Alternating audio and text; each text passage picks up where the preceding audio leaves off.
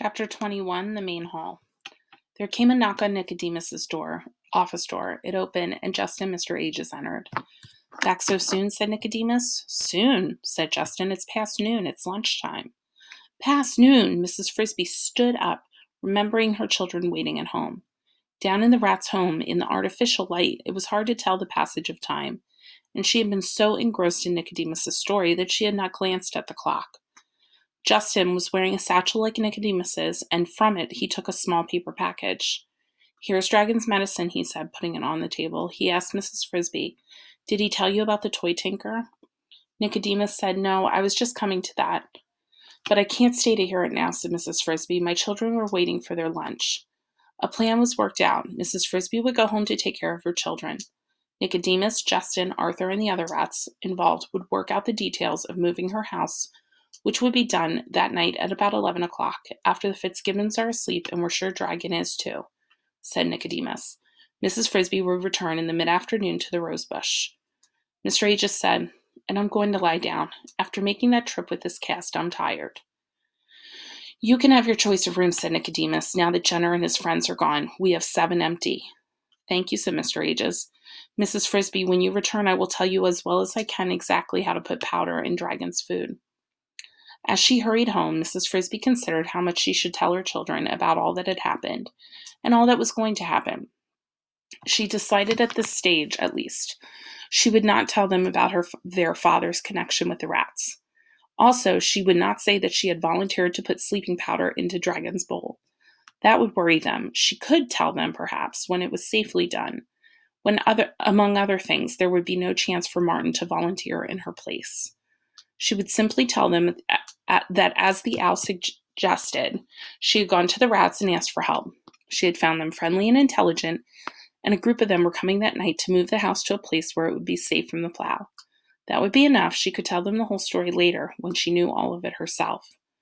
But it was not enough. The children were skeptical at first, and then intensely curious, especially Timothy, who was looking stronger and feeling more energetic, but still staying in bed primarily because Teresa and Martin had made them. "But why should the rats do that, Timothy?" said Timothy. "We don't know them at all." "Nobody does. They keep to themselves." "Maybe it's because the owl sent me," said Mrs. Frisby, searching for an answer that would satisfy him. "They seem to be impressed by the owl." "For that matter," said Timothy, "I don't even see why the owl wanted to help. He's no friend of ours either. Maybe they thought someday we would do them a favor in return."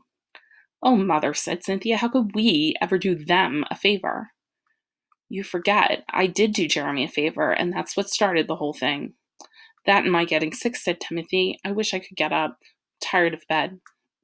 "Not yet," said Mrs. Frisby, glad to change the subject. "You must save your strength, because tonight you will have to get up for a little while when they move the house. We must be sure you're well wrapped up and hope that the night is warm." "It will be," said Martin. "It's turned quite hot outside." They ate lunch.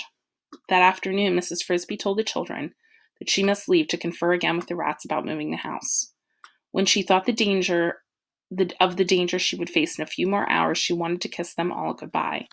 But knowing that Timothy, at least, was already suspicious, she did not dare, but only told them that they should not worry if she was a little late getting home for supper. On her way back to the rosebush, she felt quite relieved, almost cheerful. Her problem was nearly solved, and the final solution was in sight. If all went well, Timothy would be saved. If all went well. Then the thought of what she had to do came back to her like the clanging of an alarm bell. What worried her most was not so much putting the powder into Dragon's bowl, but the fear that at the last minute she might lose her nerves and buggle it somehow. That could wreck the plans. She looked towards the Fitzgibbons farmhouse, and there on the back porch, lying in the sun, was Dragon. He was watching a pair of sparrows playing in the grass halfway to the chicken yard. The tip of his tail hardly twitched as he debated whether or not they were near enough to spring for. He looked very big and very dangerous. At least he was not looking in her direction, and Mrs. Frisby hurried onto the bush directly at the hidden entrance and slipped inside. When she reached the arched portal, Brutus was standing guard as before, but this time greeted her politely. "I've been expecting you," he said. "May I go in?" "If you'll wait just a minute, I'll get Justin." He went inside the arch and pressed a small button on the wall. Mrs. Frisby had not noticed it before. "A doorbell," she said. "It rings a buzzer down below. If I push it 3 times, you'd see